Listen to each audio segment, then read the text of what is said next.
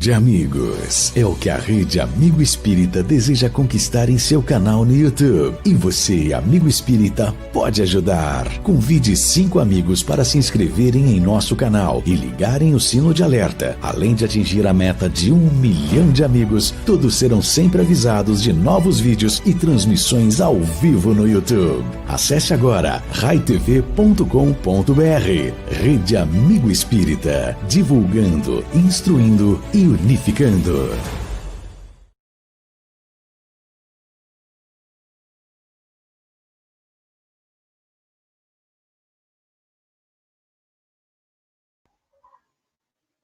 Vamos lá, deixa eu tirar aqui. Oi.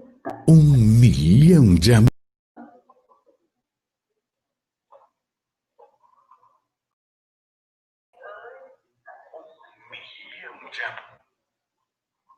Aê!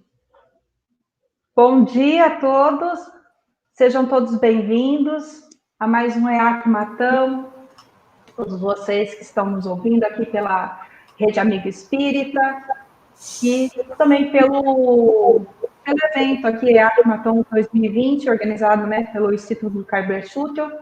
Estou aqui com os nossos convidados, Marcos e Mário e Amanda Giaconparra. Para quem não conhece, né, vou fazer a apresentação desses dois amigos. A Amanda Parra, ela é professora de História, ela fez mestrado e doutorado em História Antiga, coordenadora do curso de História de Lins, palestrante espírita da Casa do Caminho e Promissão, correto? E o professor Marcos, né, Marcos de Mário, é educador, escritor, palestrante, coordenador da Seara de Luz, faz parte do grupo de estudo do Espiritismo, criador e diretor do IBEM Educa, que é uma organização educacional, e autor de mais de 30 livros. Sejam os dois bem-vindos. Por favor, Amanda. Obrigada, bom dia a todos. Fico muito feliz em estar aqui, ano passado presencialmente, né, e esse ano à distância. Fiquei muito honrada com o convite, muito honrada em participar. Que maravilha, é uma honra todas nós, né? A gente está aqui fazendo esse bate-papo, né? E você, Marcos, seja bem-vindo, quer dar um alô para todo mundo? Muito obrigado, Mariana, um abraço a você, a Amanda, ao nosso querido Orson, pelo convite e oportunidade de estar novamente aqui no EAC, agora online, e que possamos todos nós, através da doutrina espírita, termos aprendizados bem oportunos que vamos tentar passar aqui no nosso bate-papo. Pois é, e o nosso tema é o papel da escola, né, sobre a educação do espírito, né? Então, nós temos 2 educadores e nós trocávamos experiência antes de começar, né? E queria que vocês falassem um pouco desse papel que a escola tem na formação, porque nós estamos num evento espírita, mas a educação ela é do espírito, né? Ela é para todos, né? Independentemente de ser tanto da escola quanto na família, né? Então, dou a palavra à Amanda, que faça as suas colocações. Bom, eu acredito que ser espíritas, né, nos deixa um pouco mais atentos quanto a essa questão do educar. Seja enquanto professores ou enquanto pais, né, a gente entender o processo reencarnatório e a imortalidade nos faz estar mais atentos aos processos educativos, tanto no âmbito do lar quanto na escola. E eu acho que nós, né, nesse momento, estamos, no momento que o planeta passa, estamos no momento exato para discutir a questão educacional, tanto no âmbito familiar quanto no âmbito escolar, para melhorar, né, os nossos processos, para que eles sejam mais integrais, para que eles, de fato, estejam preocupados com esse ser humano de uma maneira mais integral.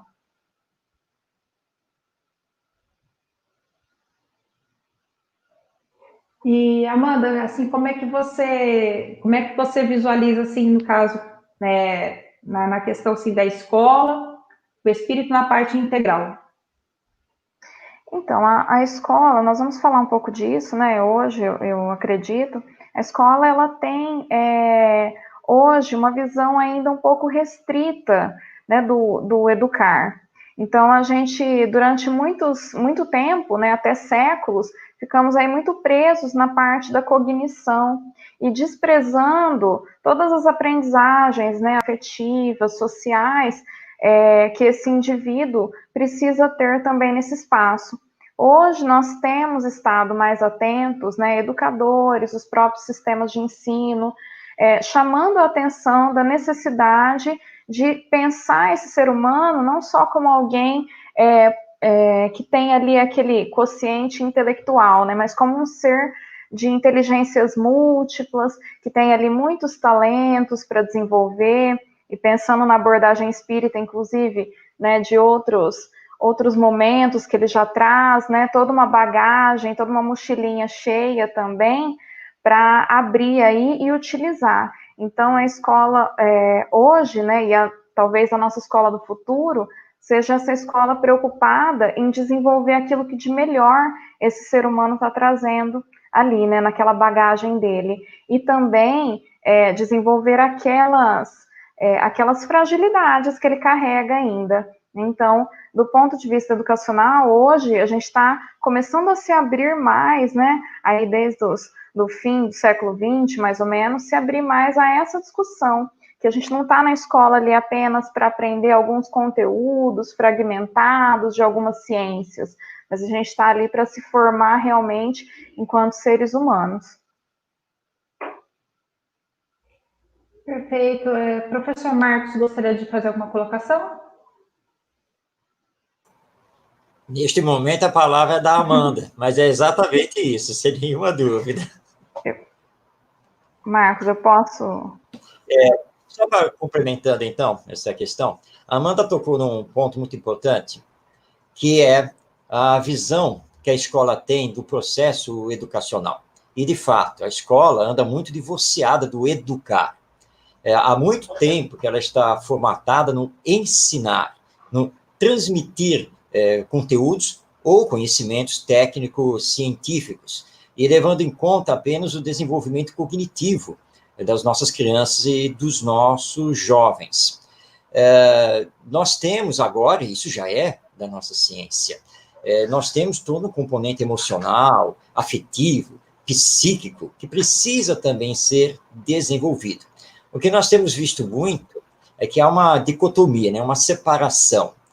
Considera-se que a escola é para uma coisa e que a família é para outra coisa, nesse campo da educação. Mas o Espiritismo vem nos mostrar que não é assim, nós estamos equivocados. A escola precisa se abrir para a educação do ser integral e imortal que todos nós somos. Que adianta, e aqui é uma pergunta, que adianta eu saber a diferença entre um istmo e uma ilha? Que adianta eu saber a data da Revolução Francesa? Que adianta eu saber fazer equação de segundo grau? Que adianta eu saber utilizar a vírgula se eu não sou uma pessoa de bom caráter, se eu sou desonesto, corruptível e assim por diante? Essa questão da formação moral não é só da família, essa questão também pertence à escola. O professor ele tem que ir além.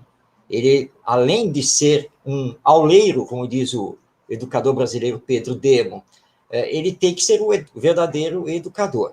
Então, é um novo patamar, um novo paradigma que nós estamos tentando estabelecer, e aí a contribuição realmente do Espiritismo é muito grande, quando foca, né, tanto o professor quanto o aluno, os pais e os filhos, como almas imortais, seres integrais com todo o seu potencial. Perfeita colocação. Aí eu gostaria de fazer uma pergunta para vocês dois, sabe? De que forma, assim, tendo conhecimento espírita, né? Tendo o nosso conhecimento espírita, como passar isso em sala de aula, né? Passar esse conhecimento em sala de aula, só que, no entanto, nós sabemos que a escola é um estado laico, né? Como que a gente pode fazer esse intercâmbio, levando em consideração que muitas pessoas que estão nos ouvindo aqui agora, grande parte eu vejo aqui, eles são a maioria educadores, então como fazer transpor isso aí, né? Deixar a nossa experiência, como espíritas, e passar isso para uma sala de aula. Posso falar, Márcia? Vou Pode. iniciar, então. Eu acredito que, claro, né, nós estamos num evento espírita, mas independentemente, né, de religiões, eu acho que a ideia maior é a gente passar a vivência dos princípios cristãos, na sua essência, né? Então, mas, né, para além de uma religião ou outra, né, então nós precisamos vivenciar o modelo, né, ser um modelo exemplar dentro ali da nossa função que a gente ocupa, sendo professor ou sendo qualquer outra espécie de profissão aí. Eu acredito que a maior vivência espírita seria através do modelo, e não exatamente, né, na propagação, de repente, dos seus princípios mais específicos, que diferem das outras doutrinas, né, das outras religiões. É exatamente isso, Amanda. Allan Kardec e os espíritos superiores deixam muito claro que o surgimento do espiritismo é para realizar a transformação moral da humanidade. E essa transformação moral só pode acontecer no coletivo, fazendo a transformação moral dos indivíduos que formam a humanidade. E Kardec passou seus 12 anos à frente da Sociedade Espírita de Paris, batendo nessa tecla. E uma das grandes bases da doutrina são os ensinos morais de Jesus. Então, o espírita, que ao mesmo tempo é professor, está no magistério, ele não tem que se preocupar em passar os princípios básicos do espiritismo, como a Amanda colocou. Importante é a vivência, é o exemplo e, principalmente, dos princípios morais da doutrina com as suas consequências na sociedade. Na década de 90, eu participei da elaboração de pareceres com relação ao ensino religioso, que estavam querendo, então, adotar nas escolas. Então, o nosso parecer na época, aqui pelo Estado do Rio de Janeiro, foi que o ensino religioso, claro, sempre facultativo, ele tinha que ser, na verdade, um ensino moral, que é o terreno em que todas as religiões se encontram. Não é ensino do espiritismo, não é ensino do catolicismo, do protestantismo, do judaísmo, etc. Não, ensino religioso do ponto de vista moral. Infelizmente, a nossa tese foi vencida, né, já que as outras religiões consideravam que ensino religioso devia ser um ensino confessional, mas esse é o nosso campo. Eu já tive várias experiências de trabalhar em colégios católicos, né, diretamente com professores e outros. Claro, particularmente eu sou espírita, mas eu sei que estou num ambiente em que eu tenho que respeitar aquela crença, ou na escola pública, ou mesmo uma particular, em que eu vou lidar com professores que são evangélicos, que são ateus, e assim por diante. E é perfeitamente possível que você entre para o campo moral. Eu lembro que uma vez, numa cidade do interior de Minas, fazendo um curso de capacitação para o professorado naquela prefeitura, e quando deu o primeiro intervalo, uma professora chegou para mim e falando assim ao meu pé de ouvido: vem cá, você não é o Marcos Demário, autor daquele livro Espírita? E eu também, ao pé de ouvido dela, disse: sou eu mesmo. E porque quando eu ouvi o seu nome, eu lembrei, porque eu sou espírita. Ah, que bom, e tal. Aí eu fui lá na estante e vi, mas é o mesmo nome. Então é o senhor? Sou eu. Mas você vai fazer o seguinte aqui, porque aqui não é o espírita falando de espiritismo num evento espírita. Tá? Então você guarda a informação com você, sem espalhar. Não tem problema, professor. Agora é o seguinte, tem um centro espírita aqui na cidade que eu frequento e hoje tem reunião pública. O senhor gostaria de ir? Perfeitamente, é muito melhor do que ficar no quarto do hotel. Não tem problema. Aí combinamos, eu fui, e foi muito bom. Então é perfeitamente possível. A grande questão é essa, exemplificar os ensinos morais e as suas consequências. E, para isso, nós não precisamos, lá na escola, falar abertamente de vida depois da morte, de reencarnação, e tudo isso que, na verdade, tem que ser trabalhado lá no centro espírita.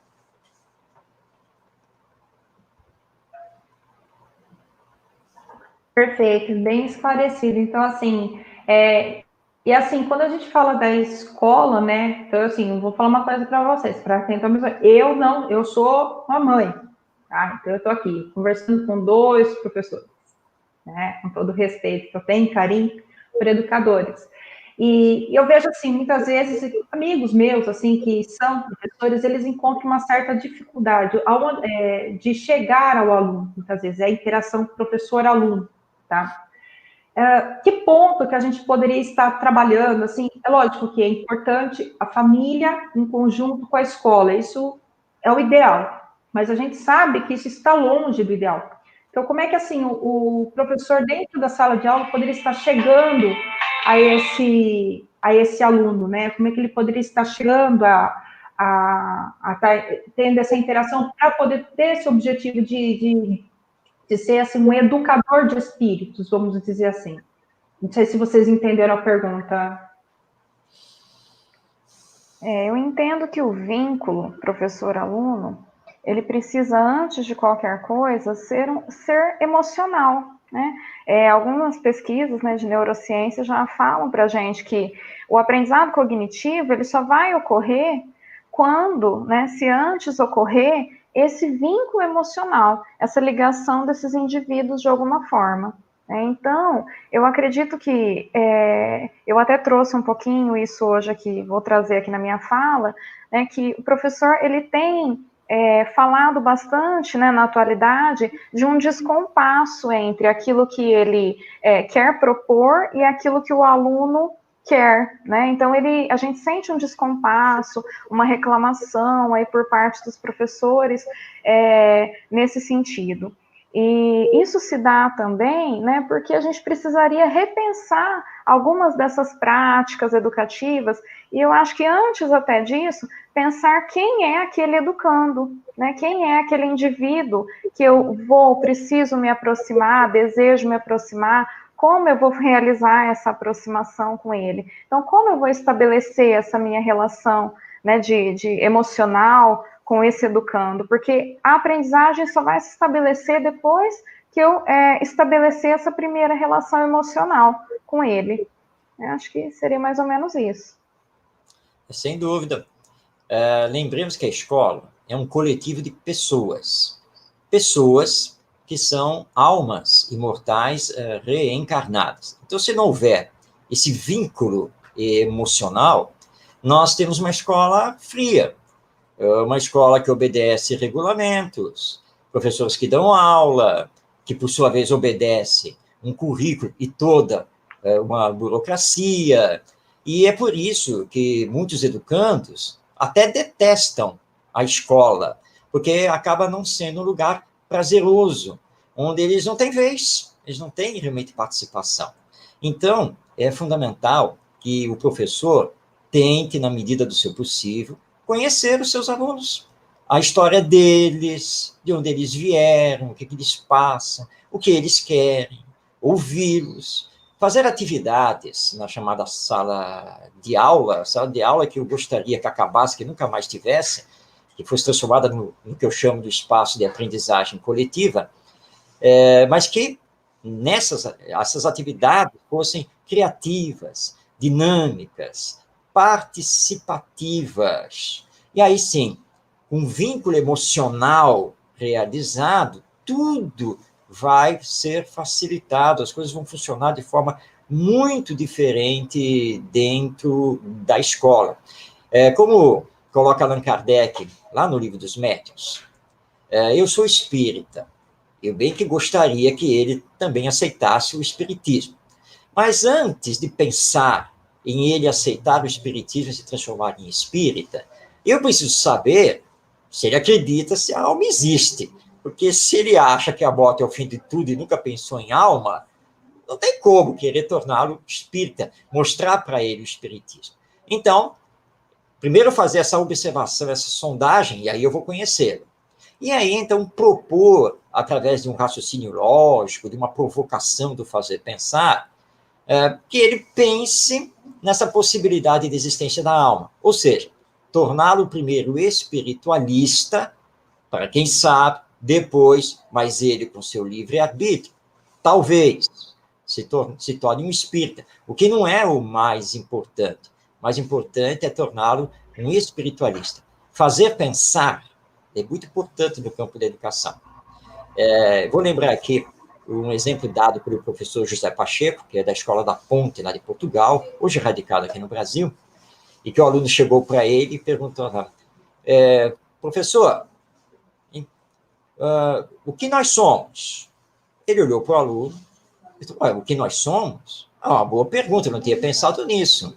Mas você acha que nós somos o quê? Eu acho que nós não somos gente. Como é que é? Nós não somos gente? Não.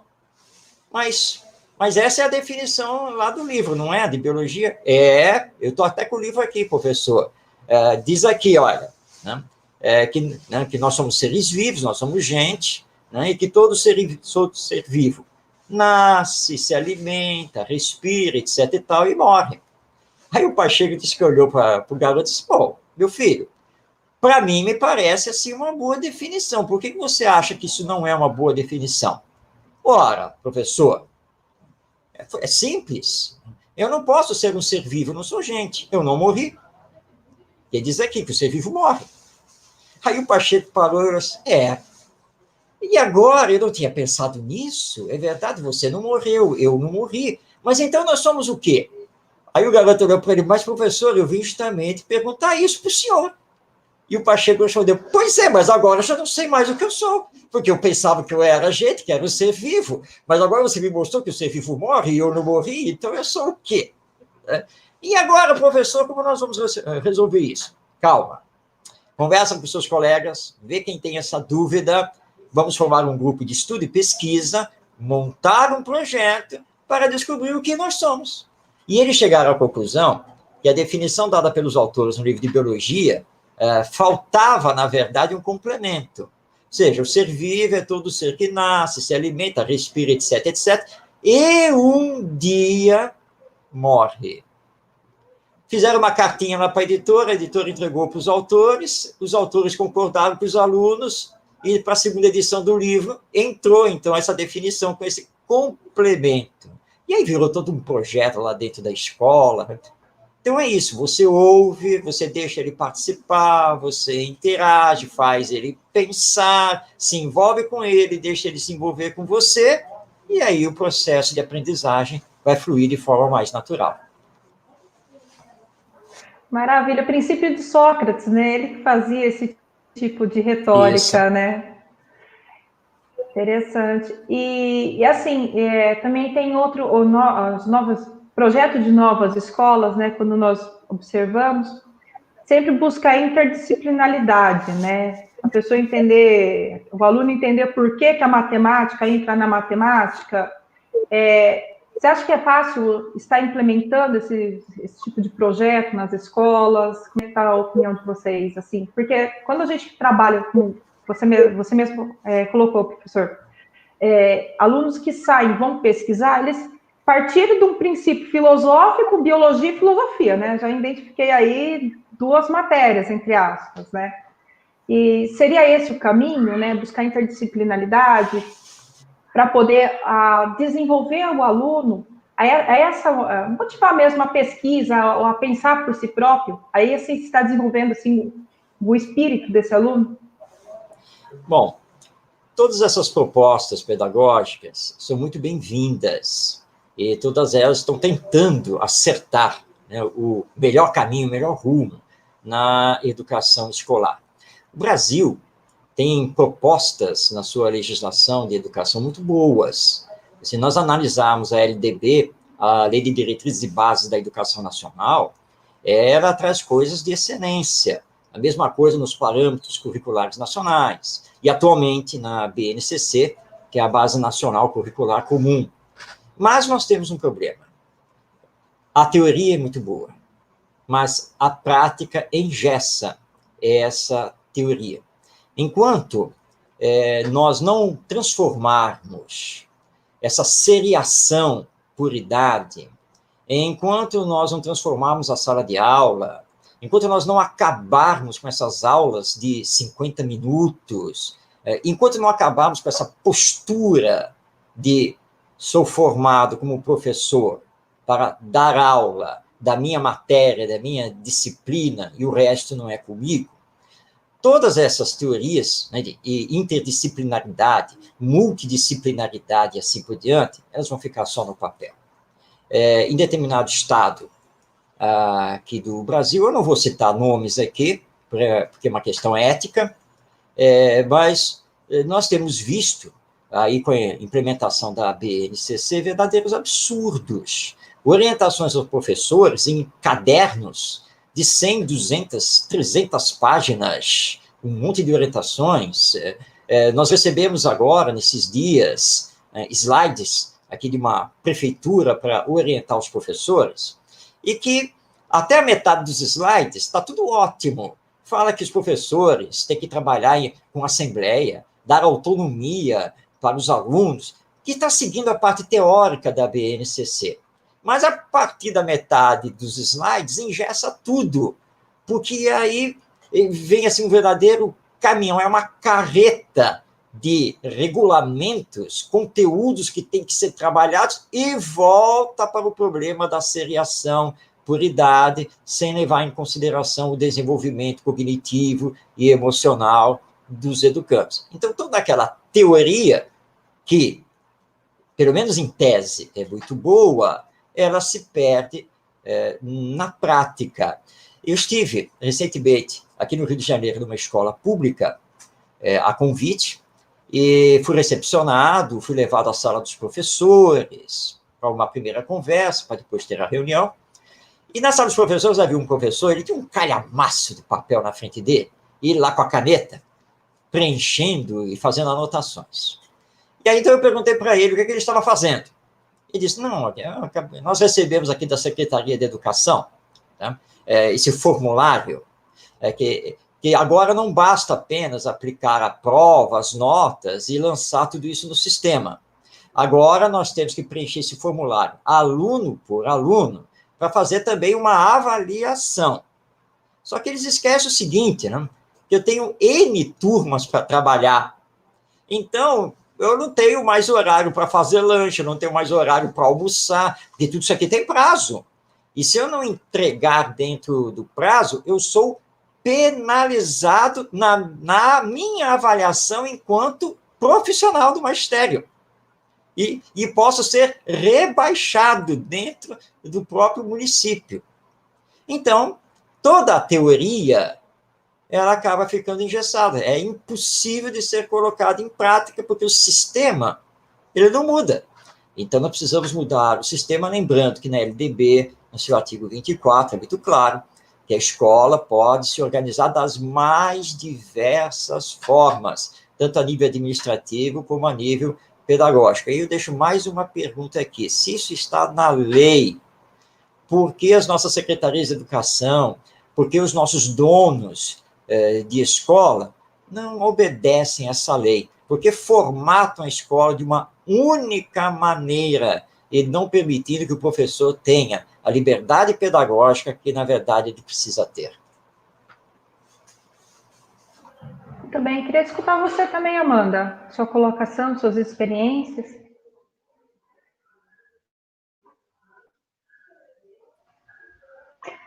Eu estava aqui envolvida no que o professor Marcos estava falando e estava pensando, né? A gente vem de uma tradição de fragmentação das ciências, né, das disciplinas. E isso impacta de muitas formas, né? Isso impactou na formação do professor. Então, por exemplo, eu sou uma professora formada na disciplina de História, né? Então, a gente transita de uma maneira mais tranquila dentro, por exemplo, das ciências humanas. E esse professor, para essa escola que o professor Marcos está citando, que é a nossa escola, né? Algumas já são agora, e a gente espera que a maioria seja no futuro, ele precisa ser um profissional ainda mais completo, né, para se trabalhar de diversas formas e para se trabalhar, transitar entre as diferentes áreas, né?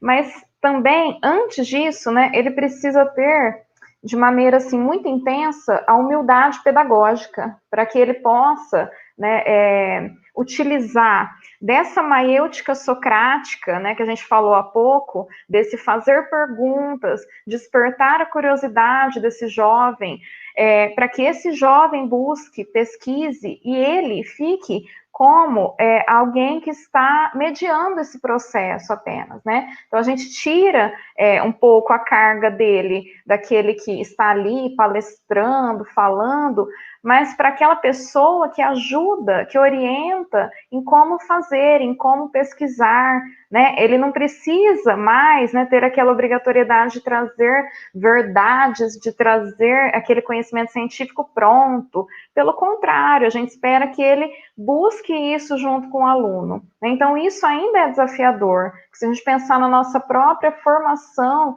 né, nós não fomos formados pensando nisso, e a gente se depara com isso na prática. Né? Na prática, a gente percebe que a escola precisa se renovar e que a gente não sabe muito bem como. E aí a gente começa a buscar esses novos modelos de escola, né, novas possibilidades, e se depara com essas questões. Então, eu preciso de uma formação um pouco mais ampla, não tão focada em uma determinada ciência. Ao mesmo tempo, eu preciso me abrir mais enquanto profissional para ouvir o meu aluno, para deixar que ele também seja um ser autônomo, né, protagonista, que ele traga as preocupações dele para a cena, que ele traga as pesquisas dele, que eu ajude ele nisso, né? Então, eu acho que a gente ainda tem um caminho a percorrer. Então, a gente vai vendo aí pela internet, eu acompanho várias experiências, né? O professor Marcos Demário até já trouxe algumas muito interessantes de escolas que já utilizam dos espaços, né? De tudo de maneira diferente. Outro dia eu também vi um projeto, né?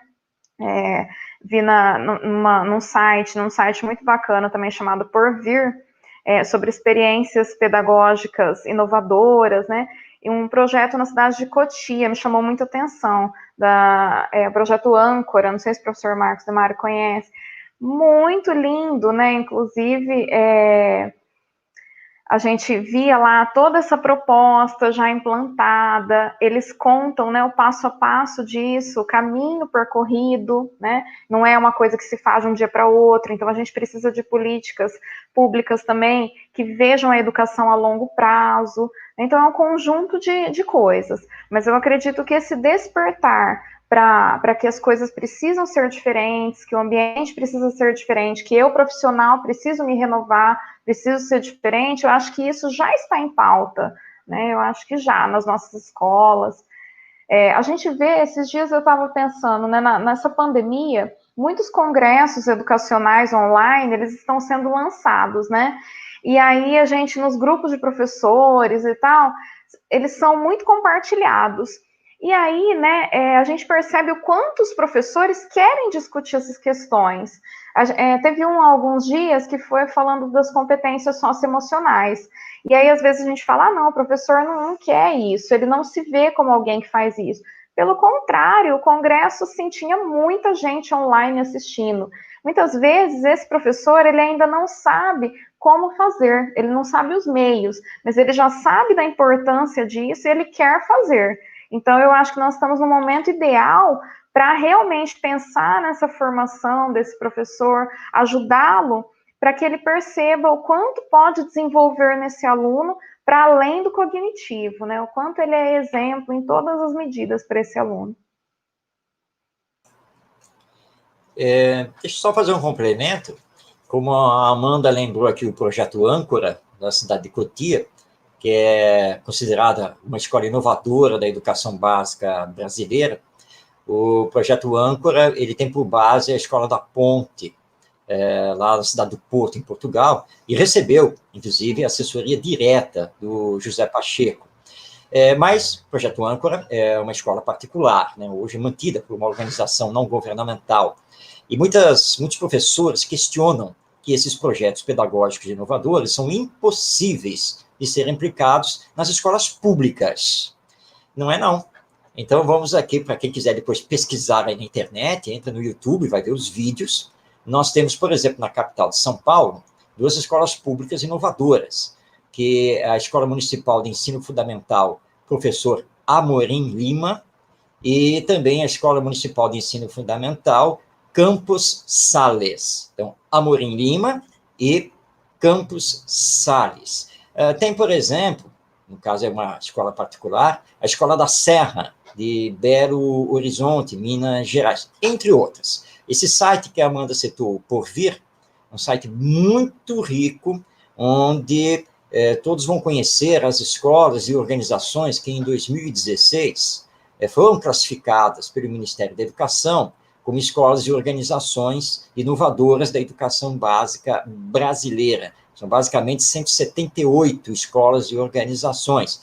Nós temos, então, projetos pedagógicos já funcionando, fantásticos. Mais um ponto de estrangulamento que a Amanda colocou muito bem é a formação dos professores, em que nós vamos ter que pensar muito seriamente nisso, porque precisa fazer uma mudança profunda nessa formação dos professores, que, de fato, hoje tem um problema seríssimo em sair da sua formatação de ser aquela pessoa que vai dar aula de história, que é o caso da Amanda, e ter esse olhar multidisciplinar, de multiconhecimento, de trabalhar em interação com os educandos. Mas nós estamos caminhando, e hoje nós substituímos o antigo movimento das escolas novas, lá da primeira metade do século XX, pelo movimento das escolas inovadoras. E, com certeza, esse é o caminho. Bacana, dá para esclarecer bastante. E aí, lógico que nós estamos falando de escola, nós falamos de professores, mas não tem como fugir do assunto e os pais, e os responsáveis, e as famílias, né? A família, né? E aí, eu vou fazer uma pergunta para vocês. Como que a família pode estar contribuindo com a escola? Porque a gente sabe, assim, existe meios, existe casos e casos, lógico, mas de uma forma abrangente que os pais, muitos acreditam que a escola tem a responsabilidade de educar os filhos, sendo que a escola ela tem um complemento em cima da educação dos filhos, né? Como que assim a escola pode estar trabalhando os pais é a escola, como é que pode ser esse processo aí? Projetos, como que pode funcionar?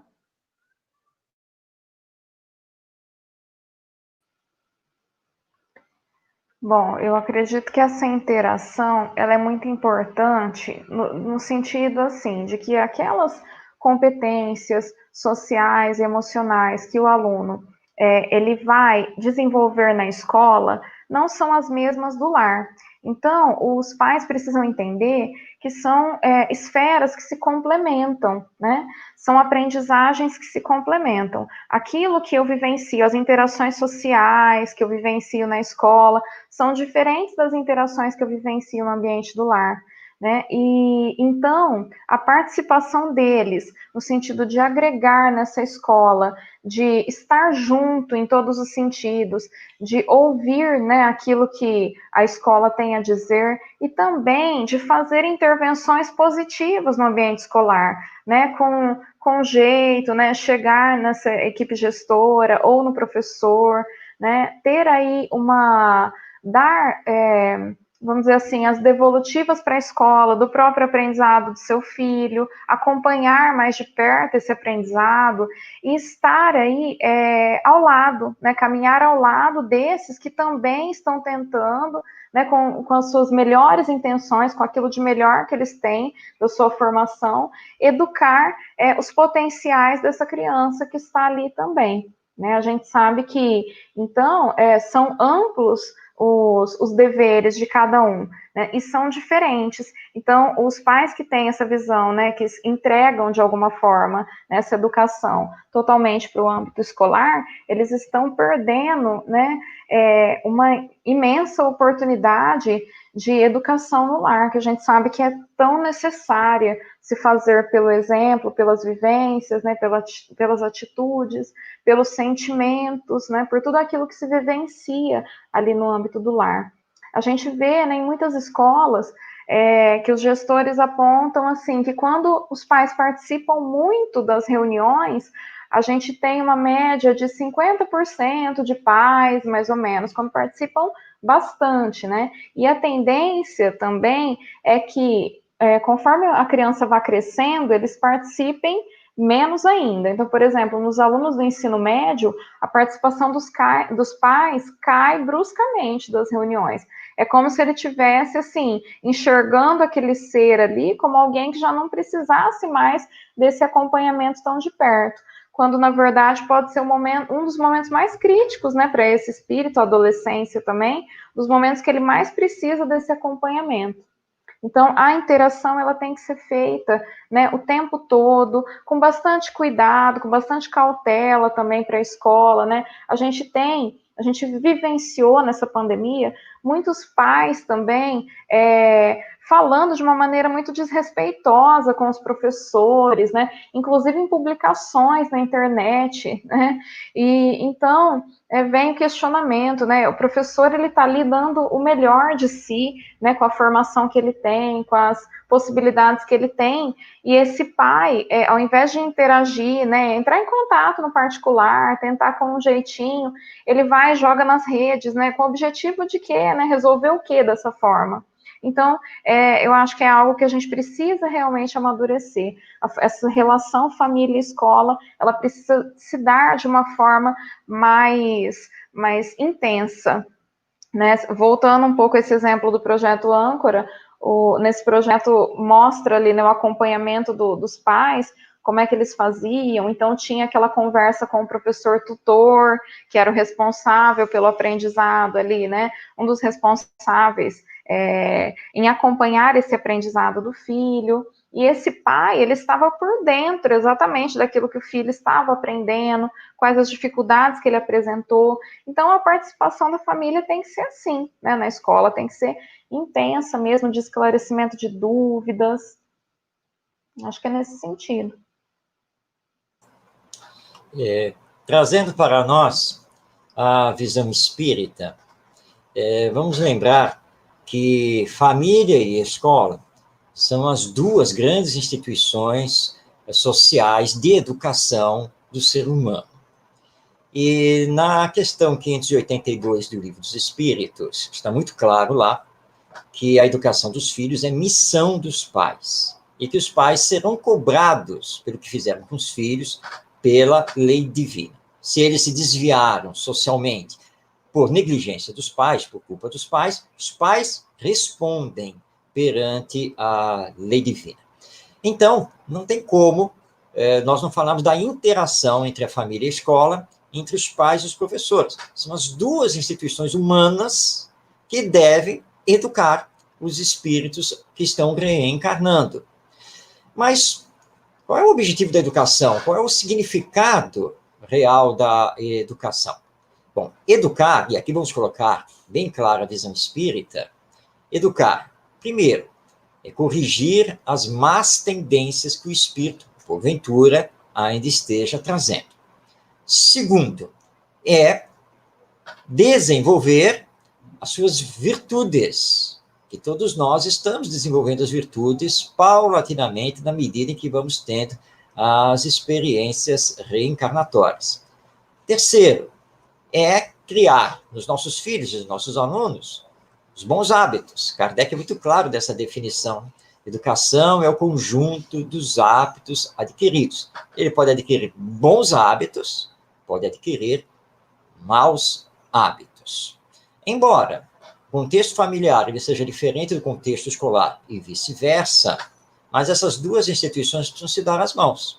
Os professores são educadores, os pais são educadores. Há que ter uma interatividade muito grande, uma troca muito grande.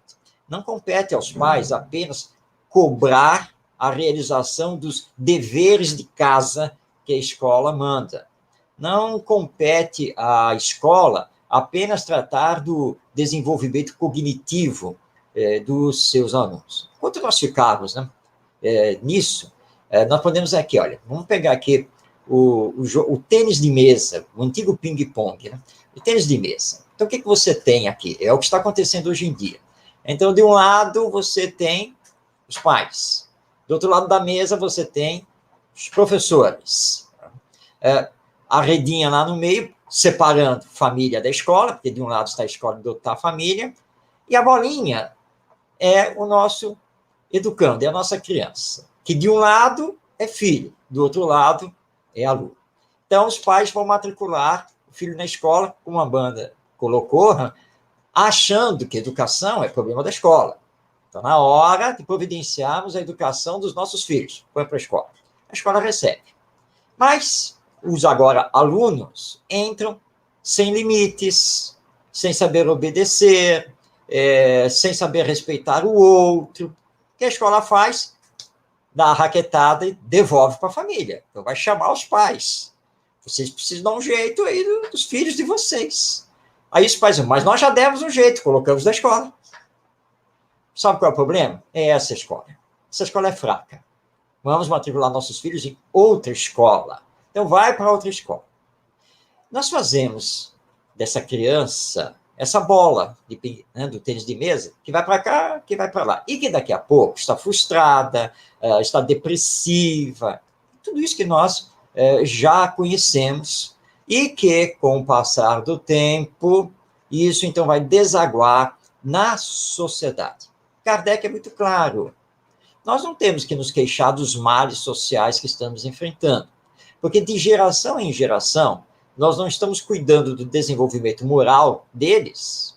Então, de geração em geração, nós estamos vendo uma enxurrada de espíritos indo para a sociedade sem nenhuma preparação moral, sem nenhuma preparação espiritual, e que acabam entrando para o campo do materialismo, do ateísmo, do individualismo predador.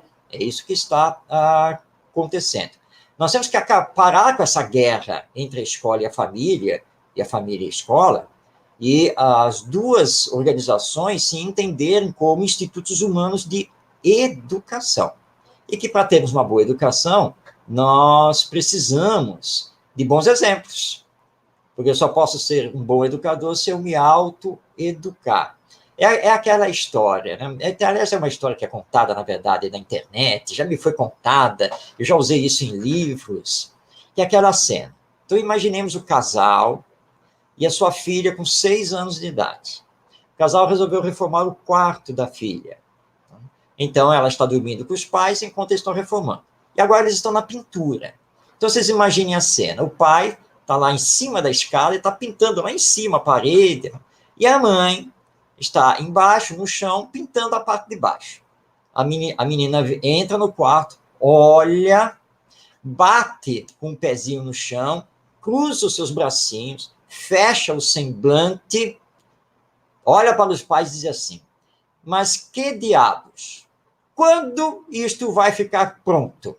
E sem dar tempo para uma resposta, ela dá as costas aos pais e vai embora.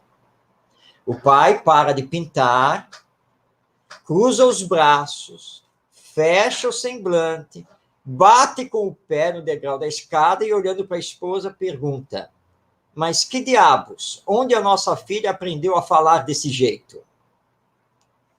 Com ele, né? Ele é exatamente o que agora é a menina, porque ele é o exemplo. Ou imagina aquela professora, eu peguei uma dessas professoras no meu curso existencial aí, né? Entrou na sala de aula, olhou para os alunos. Quero dizer a vocês 2 coisas. Primeira, estou com enxaqueca. Segundo, estou por aqui com vocês. Primeiro que abrir a boca, vai para a diretoria. Abra um livro na página tal. E aí você, aluno, você quer explodir a escola. Você quer matar a professora. Então, nós precisamos mudar essas posturas, mudar o entendimento sobre a educação E a escola precisa começar a aproximar melhor os pais. Nós podemos dinamizar a reunião, essa famosa reunião de pais, convidá-los para ir para a escola, de preferência no sábado de manhã. Eu sei que tem muito professor que já quer me matar. Mas por que o sábado de manhã? Porque muitos pais trabalham durante a semana, de segunda a sexta. Não adianta marcar a reunião na quinta-feira. Não? Então, vamos tentar marcar no sábado de manhã. E vamos tentar fazer uma reunião confraternativa, com comes e bebes, nada melhor do que isso, não é mesmo? Pena que aqui agora no EAC é online, não temos os comes e bebes, os intervalos para isso, mas tudo bem. Né? Então, e vamos convidar os pais, que quem quiser trazer um pratinho disso, um bolo daquilo, todo mundo à vontade. E nada de falar mal dos alunos, porque você está conversando com os pais. Qual é o pai e a mãe que quer ouvir falar mal do seu filho? Aliás, eu tenho um colega que trabalha no IBEM Educa, ele é professor universitário, pedagogo, etc. E ele teve lá o intervalo dele lá, e ele resolveu ir na reunião, na época, né, para acompanhar a reunião de pais. E quando ele chegou, ele disse que a professora olhou para ele: ah, que bom, pai, que o senhor está aqui, que o senhor veio. O senhor que é o pai da fulana? Sim, professora, sou eu mesmo. Eu tenho umas coisas a falar com o senhor. E desfilou um monte de queixa. E ele ficou ouvindo. Quando a professora terminou, olhou para ele e disse assim: bem, eu não sei se o senhor está entendendo tudo, porque eu falei algumas coisas que têm a ver assim com a educação, então se o senhor não entendeu alguma coisa... Então ele olhou para a professora e disse: não, professora, perfeitamente entendi tudo, porque eu sou pedagogo, sou pós-graduado nisso, sou mestre não sei o que lá, sou professor da universidade e tal. E aí, quando ele fez a sua apresentação, a professora ficou verde, vermelha, amarela, azul, né? E quis mudar o discurso. Não, não é bem isso. Professora, por favor. Porque a senhora falou, está falado, está tudo bem, já absorvi, mas eu não vim aqui como pedagogo, como mestre, eu vim como pai. Então, eu só vou lhe dizer uma coisa. A senhora precisa aprender a se colocar no lugar dos pais. A senhora acha que uma mãe, que um pai, gosta de ouvir a professora falar mal do seu filho, da sua filha? É só isso. Vamos para a reunião? E aí a reunião aconteceu. Então, nós temos que mudar como acontece, como estamos fazendo, para permitir a participação dos pais, os pais entenderem a escola entender a família, e aí sim nós vamos ter essa visão maior, que é muito mais ampliada quando entra, então, o espiritismo, porque todos nós somos seres imortais, reencarnados, precisamos começar a nos entender isso e colocar em prática as duas grandes regras da educação que nos foram ensinadas por Jesus. Mas que regras são essas? Na família e na escola. Amar ao próximo como a si mesmo. E fazer ao outro somente aquilo que eu gostaria que o outro me fizesse. Ponto. Colocou isso em prática, nós vamos dar um salto, vamos passar pelo mundo de regeneração e a Terra vai ser muito feliz. Essa que é a verdade. Muito bem, bem esclarecedor, vocês dois. Nossa, estou aprendendo bastante aqui. A Amanda tocou num ponto, né, falando sobre a reunião, os pais são bem participativos, principalmente quando a criança está começando, principalmente a parte do infantil, né, que parece que é tudo bonitinho, né? Aí vai chegando chega a parte do ensino fundamental e vem a parte do ensino médio, né? E a Amanda tocou num ponto muito importante, que eles são adolescentes, aí tem o famoso vestibular, né? Que é algo também que deve se discutir muito. Aí vem esse momento, que é a descoberta da adolescência, né? A partir dos 11, 12 anos, aí vocês me corrigem, mas vem esse momento da adolescência, né? Eu, uma vez, estava numa reunião da escola das minhas crianças e um professor falou, o famoso sexto ano, né? Que começa a erupção dos hormônios, etc., né? Começa o questionamento, né? Eu nunca esqueço isso. E a partir daí começa esses alunos começarem a desenvolver, a crescer, olhar o mundo, né?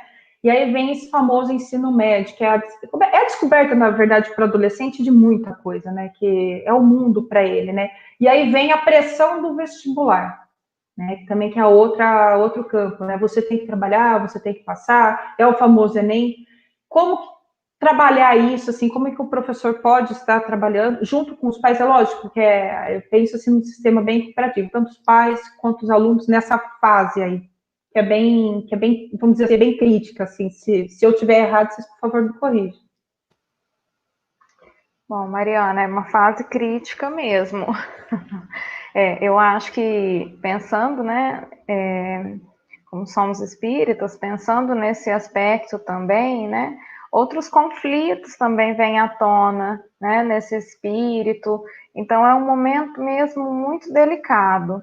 A gente vivencia em sala de aula, né, eles falando muitas vezes que gostariam, né, por exemplo, em relação à profissão, de fazer uma determinada coisa, mas o pai não permite que ele faça, que ele preste aquilo. Parece uma coisa tão antiquada, mas ocorre tanto ainda, né? Os pais que se preocupam muito, assim, prioritariamente com a questão financeira daquela profissão que ele está escolhendo, e isso gera um conflito ainda maior. Aquilo que já é difícil, né? Vamos pensar nesse ponto que você tocou do vestibular, ele ter que escolher aí aos 16, 17 anos, a profissão que vai seguir, né, que é algo já muito pesado, se torna ainda pior, né, quando os pais não conseguem perceber e observar, né, com amor essa criança, né, esse adolescente que está ali colocado.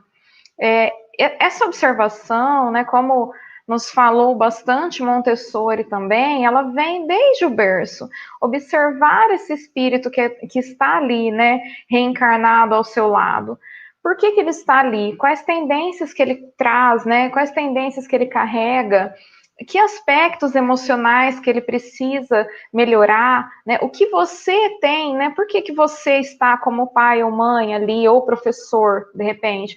O que você tem a fornecer, né? A ajudar? O que você já conquistou? Que conquistas que você já tem que você pode passar para esse espírito que está ali? Então, em primeiro lugar, eu acho que esse diálogo amoroso, né, e essa busca constante de saber quem é esse espírito, o que ele traz, né, de potenciais a serem desenvolvidos. Muitas vezes os pais querem A, querem B, ou ainda eu vejo colegas professores, né, falando assim, quando vem meu menino, você só não vai querer ser professor, né? Eu, na hora, né, dou aquele sorriso amarelo, mas tudo bem, né, passo para a próxima.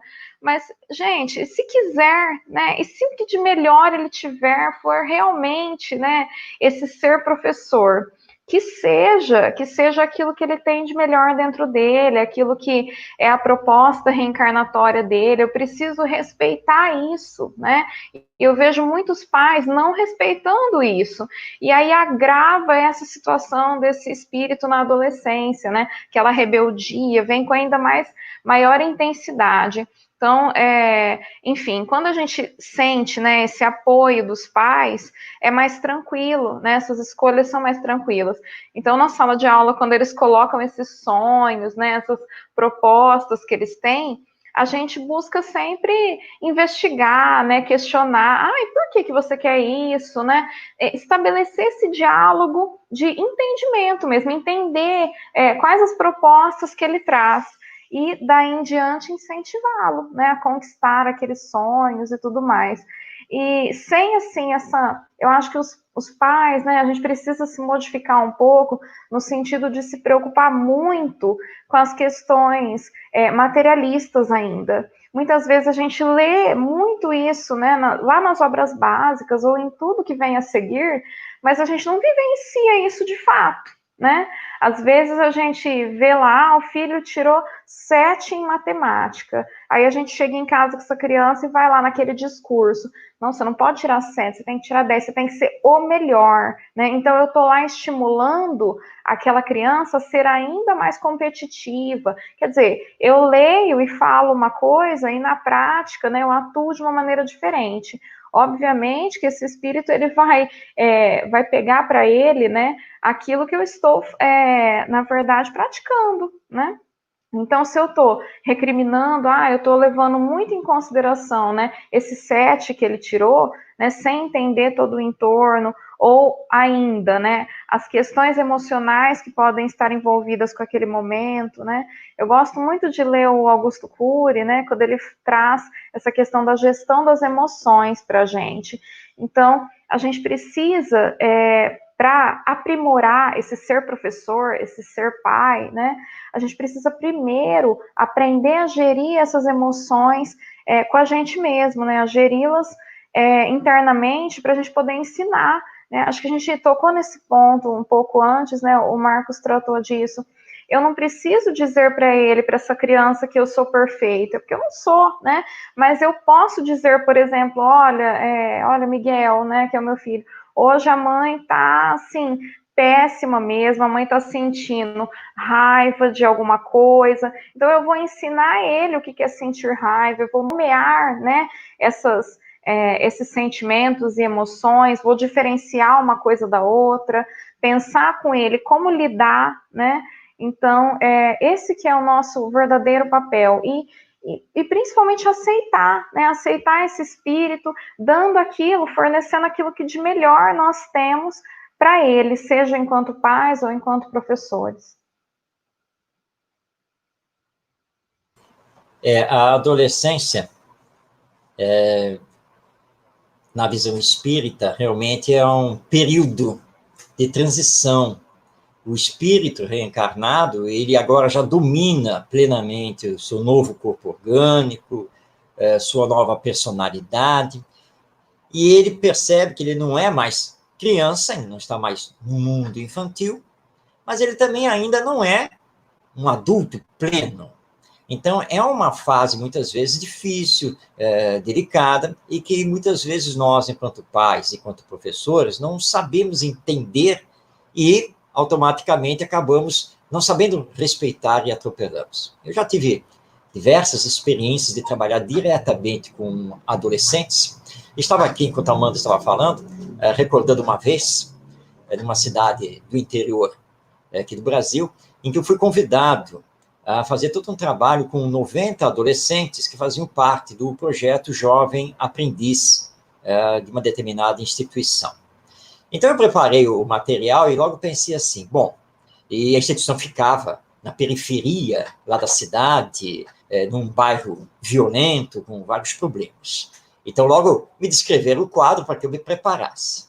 É tranquilo. Então, eu cheguei e me apresentei a eles com bastante alegria, vivacidade, e eles todos sentados no chão, porque o local não dava para colocar cadeira para todo mundo, então nós decidimos que todo mundo ia ficar no chão, e eles adoraram ficar no chão, e disse assim, olha, eu vou iniciar aqui o evento, eu trouxe aqui uma música para vocês, na verdade, né, eu trouxe um vídeo, né, eu vou colocar o vídeo para vocês, é uma pessoa que eu gosto muito, tá? A música ficou muito famosa, por um cantor que eu também adoro, mas enfim, o compositor é o Beto Guedes e o cantor é o Milton Nascimento. Já ouviram falar deles? E eles olharam assim para mim e disseram, quem são esses dois? Olha, não tem problema, o vídeo traz também o letreiro, né? Traz a letra, então vocês vão pegar. E era a música Sal da Terra. Coloquei. E eles foram, então, acompanhando a música, começaram lá a batucar e daqui a pouco estavam cantando, acompanhando a letra. Quando terminou, eu perguntei, e aí, vocês gostaram? Gostariam de ouvir pela segunda vez? E eles quiseram ouvir novamente. Então, passou o vídeo outra vez. Quando terminou, qual era o trabalho a fazer? Era perguntar para eles sobre o significado da letra, que é um significado muito profundo, muito bonito de ser trabalhado. Eu gosto também de registrar os eventos. Então, eu tinha levado uma máquina fotográfica e disse assim a eles, olha só, nós precisamos resolver uma coisa aqui. Eu não posso, ao mesmo tempo, fazer a palestra e interagir com vocês e fotografar o evento, né? Não dá para fazer isso. Olha, eu estou com a máquina aqui na minha mão e preciso que alguém de vocês assuma a máquina e seja o fotógrafo do evento, filme o evento. E aí, quem vai fazer isso? E eu lá, eu ofereci a máquina para que eles pegassem. Toma aqui, ó. E eles, olha, quem sabe fazer bem isso é o fulano, pega aí, e não sei o que. E escolheram lá um deles, que pegou a máquina e começou lá a tirar fotos. É adolescente. E, obviamente, que enquanto nós íamos naquela discussão, na atividade, ele começou a tirar foto dele, foto do grupinho de amigos. Aí eu parei, olhei para ele, vem cá, o meu fotógrafo. Olha só, você não é o fotógrafo do evento? Ah, sou? Então, você precisa tirar pelo menos uma foto minha. Como é que eu vou provar que eu estive aqui e que fiz o evento e que dei a palestra para vocês Você tem que ter a foto de todo o evento, não é só de você e dos seus colegas, entendeu? Então é melhor só ficar com a máquina. Não, você é o fotógrafo do evento, não vem com essa história, não. Tá? Mas tira pelo menos uma foto minha, por favor. Aí na brincadeira, todo mundo deu risada, e aí ele começou a dar outro foco e usar a câmera realmente para registrar o evento. E assim foi o tempo, foi um dia inteiro, tá? Foi manhã e tarde, inclusive almocei com eles, na maior alegria, jovens de periferia, de bairro violento, de uma cidade de médio porte, e que estava todo mundo com medo de como que eu ia enfrentá-los sozinho dentro lá daquele salão. Mas para começo de conversa não tem que ter enfrentamento. Eles são espíritos reencarnados, são meus irmãos, como dizia Paulo Freire, eles são gente, e é assim que nós vamos nos tratar. E aí você coloca em ação, e isso é muito importante na adolescência, obviamente, tem que começar desde a infância, mas se não começou, sempre é tempo, é o amor, é o respeito a eles e ouvir a eles. Aí eu falei assim, vem cá, vocês querem o intervalo para o lanche, ou nós podemos ir direto e vocês ganham mais tempo para o almoço? Que é sempre fazer pensar e colocá-los dentro do processo. E aí fizemos lá toda uma discussão e uma votação democrática. O lanche perdeu, porque eles acharam que era melhor realmente ganhar mais tempo para o almoço. Aí eu brincando com eles assim, tudo bem, então, gente, eu vou encerrar 15, 20 minutos com antecedência do horário que foi estabelecido, para que o nosso tempo de almoço, então, seja maior. Vou fazer isso com uma dor, não de coração, de estômago, muito grande, porque a diretora já disse que o lanche tá muito gostoso, mas fazer o quê, né? Democracia é isso, eu gostaria muito de ter o lanche, mas não vai ter.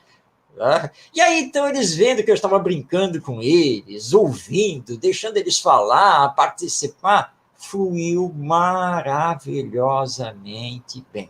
Claro que nós temos aqueles adolescentes, é o adolescente desafio. Não é adolescente problema, não. É adolescente desafio. Mas esse é muito bom, porque ele lhe desafia e você vai ter que ser mais ainda com ele, seja na escola, seja em casa. Se nós conseguirmos transformá-lo e aprender com ele, que coisa boa, né? Depois nós vamos desencarnar e vamos ter a consciência tranquila pelos esforços que realizamos, e lembrando, a vida continua. Aquilo que não for possível nesta encarnação, as sementes vão ficar, para que numa próxima oportunidade, uma próxima encarnação, essas sementes comecem, então, a desabrochar, a aflorar. Esse é o nosso grande trabalho na educação com os adolescentes. Que maravilha, né? Você tocou num ponto importante, né? O adolescente, ele é tão estigmatizado, né? Como algo que as pessoas têm medo, né? E muitas vezes eu acredito que ele tem, porque eu fui adolescente, acho que se a gente não se esquecer que nós fomos adolescentes, nós também passamos muito por esse problema do medo, nós tínhamos medo. Então fica um tendo medo do outro. E aí é um paradigma que tem que ser quebrado, né? Aproximar do adolescente é muito importante. E é interessante que vocês colocaram a autonomia do adolescente, deixar ele escolher e passar como orientador, como a Amanda disse, né? Tem pais que ainda impõem ainda a profissão perfeita, né, para o filho, né? Como se e muitas pessoas até vamos pegar aqui uma geração mais nova, chega e fala assim, não, eu não quero fazer faculdade, eu quero morar na Austrália, quero lavar prato e vou ser feliz.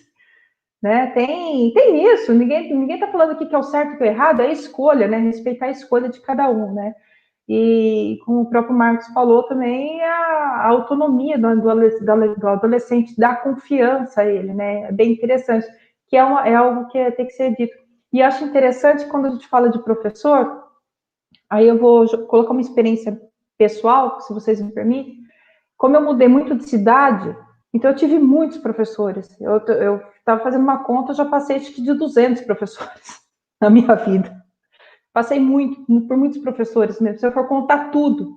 Eu lembro de todos, e todos eu sei que eles me aprenderam. Então eu tenho um carinho muito grande, um respeito muito grande pelo professor, porque Aí eu queria que vocês deixassem também as palavras finais de cada um, mas um ponto de vista assim, que o professor, ele é um tijolinho que pode acrescentar na vida daquele aluno, né? Ele pode ser esse tijolinho, porque nós somos formados por vários tijolinhos, né? Não é só o pai e a mãe, né?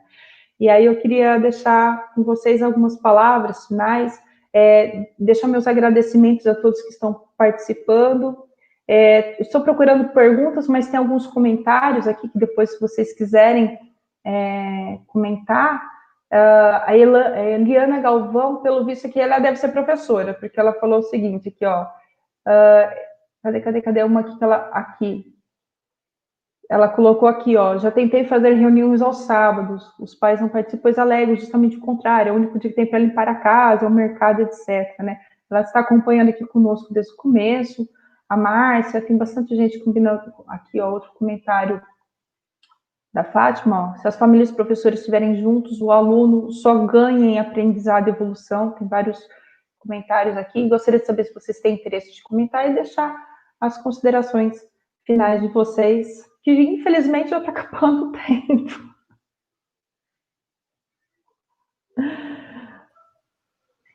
Bom, Mariana, a Eliana é professora aqui de Promissão, é minha amiga, aqui da Casa do Caminho. Realmente, Eliana, eu entendo. Vocês sabem que as escolas, elas fazem, inclusive, pesquisas para saber os horários de disponibilidade dos pais, né? Então, a escola, ela trabalha muito nesse sentido também, de tentar atender de maneira, assim, mais ampla possível. E depois atende no individual também, né? As escolas abrem horários para que os professores, os pais... façam também essa visita e conversem em outros momentos fora a reunião. Então, assim, as oportunidades são inúmeras, né? A gente tem que realmente agarrar as nossas responsabilidades, como o Marcos colocou ali. Bom, como as palavras finais, eu gostaria de falar um pouquinho, né? Que muitas vezes o contato com essa nova geração, né? Que o Kardec nos explica aí, ele é um contato, às vezes, conflituoso, né? Muitas vezes a gente não sabe direito o que fazer, né? Eu gostaria de chamar a atenção para duas biografias importantes, né? Uma delas, da Malala, né? Aquela menina de 17 anos que ganha o Prêmio Nobel da Paz. E a outra delas, né, da Greta, da Greta Thunberg, que há algum tempo, né, ano passado, discursou lá no Fórum da ONU contra as mudanças climáticas. Essas crianças, né, esses adolescentes aí, eles já estão vindo, né, há muito tempo. A geração nova não é tão nova assim, né? O Kardec escreve lá no século XIX, mas hoje, talvez uma maior intensidade, então, esses espíritos estão vindo, né? Muitos deles com essas necessidades, principalmente no âmbito emocional, né? O Haroldo Dutra nos fala que eles não vêm prontos, eles vêm despertos. E vai da maneira como a gente também direciona, né, esse encontro, né, esse reencontro que a gente vai ter aí com esses espíritos. Um livro muito interessante, né, chamado Pedagogia das Diferenças, de uma mãe, né, professora também, Eugênia Maria, nos conta, assim, com uma profundidade, uma riqueza de detalhes, como ela teve aí esse encontro, né, com esse espírito, essa filha chamada Laila, e como ela conseguiu aí realizar da melhor maneira possível esse processo de educar.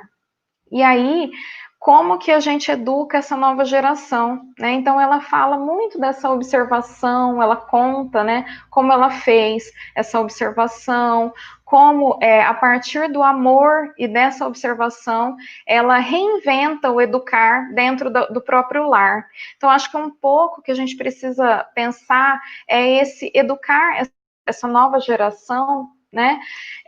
Que vem para a gente muitas vezes com muito conhecimento teórico, técnico, intelectual, e com muitos ainda desafios morais a serem vencidos, né? A gente vê ainda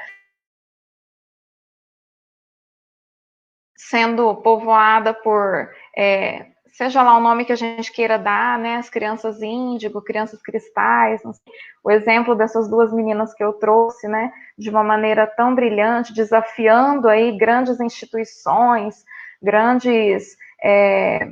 desafiando inclusive o poder econômico, né, o poder religioso, se colocam e vão em busca dos seus ideais, que eles já sabem perfeitamente quais são. Né? Então, eu gostaria de dizer assim, que nós observemos mais, né, do que esse indivíduo precisa, se ele precisa de limites, de afeto, de disciplina, de liberdade, de aprendizagens morais, de bons exemplos no lar, ou talvez de tudo isso em alguma medida. E lembrar sempre, né, que a voz e a ação prática estão impregnadas do magnetismo indutivo, como nos lembra Emmanuel. E para finalizar, gostaria de ler um trechinho de um poema da Cecília Meirelles, que está no livro A Educação segundo o Espiritismo, que ela nos diz o seguinte: quem se habilita a oferecer à criança uma página, um verso, um dizer, que o faça com a unção de quem deposita flores no altar de uma alma. A palavra semeada numa alma de criança pode frutificar amanhãs radiosos, mas também pode se tornar um espinho indesejável, de que muitas vezes ela não conseguirá se livrar. Então, estejamos atentos, né, cada vez mais atentos às nossas crianças, aos nossos jovens, e dentro da nossa evolução também, né, das nossas possibilidades, eduquemos da melhor maneira possível, com mais intuição e mais amor, né, e menos regras prontas. Agradeço imensamente a participação, fiquei muito feliz, Mariana, muito obrigada, é uma honra estar ao lado do professor Marcos Demário, e agradeço muito, um beijo para o Orson, para toda a equipe do EAC.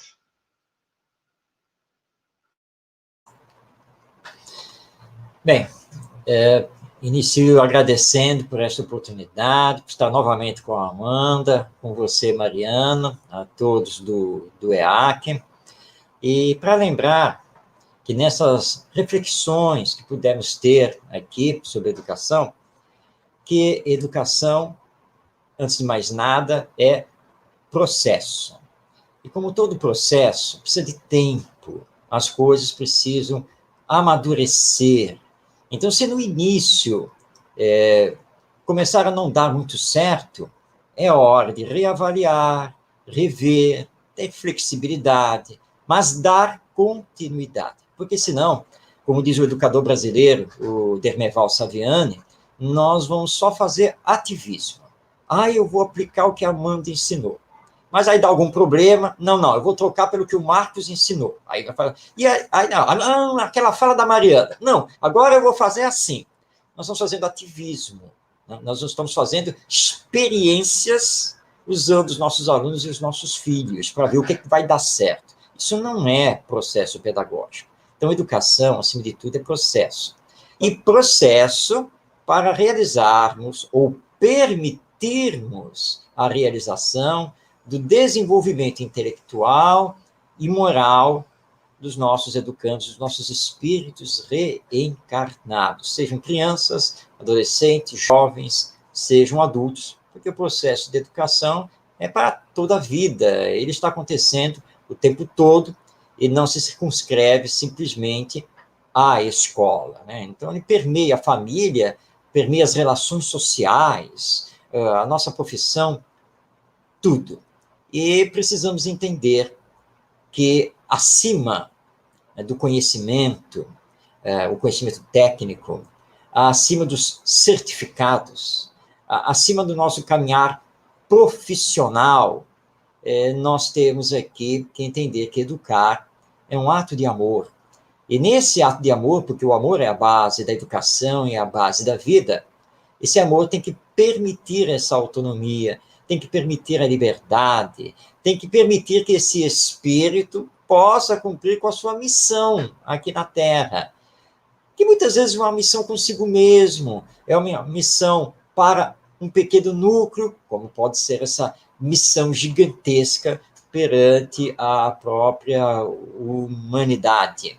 Então, quando entendemos que educação é processo, que educar é um ato de amor, e que nós adultos, na condição de pais, na condição de professores, como já foi lembrado aqui, já fomos crianças, já fomos adolescentes, já fomos jovens, na maioria aqui, nós não podemos esquecer disso. Nosso querido Herculano Pires, ele tem um texto magistral a esse respeito, e ele faz uma pergunta: por que nós adultos esquecemos que já fomos crianças? É muito mais fácil lidar com elas e com os adolescentes e jovens se lembrarmos de nós mesmos. Os tempos eram outros? Sim, eram outros. Mas ser criança é ser criança, ser adolescente é ser adolescente, ser jovem é ser jovem. Agora, nós precisamos prepará-los para a vida atual, para essa transformação de ordem moral que queremos que aconteça, e para a vida futura, porque nós temos essa visão de que a morte não é o fim de tudo, e que nós vamos, na verdade, continuar. Então, é isso que nós temos que fazer. Recentemente, bom, não tão recentemente, porque foi antes da pandemia, estando com o José Pacheco, nós fomos pegá-lo no aeroporto e até transportá-lo à cidade onde ia ser feito o evento, nós tivemos praticamente 1h30 de bate-papo dentro do carro. E aí fomos trocando muitas coisas. Então eu disse para ele: sabe, Pacheco, eu me vejo a todos nós aqui, com essas nossas ideias, como semeadores. Nós estamos aqui na humanidade semeando. Seria muita pretensão nossa querer, nesta atualidade, transformar tudo e ver já tudo diferente, ver todas as escolas superando esse ativismo, esse ensinar pela aprendizagem, etc. Mas, eu me vejo assim, nós somos semeadores. Talvez chegue a hora de voltar ao mundo espiritual e o nosso sonho de uma nova escola, de uma nova família, de mundo de regeneração, não ter ainda acontecido.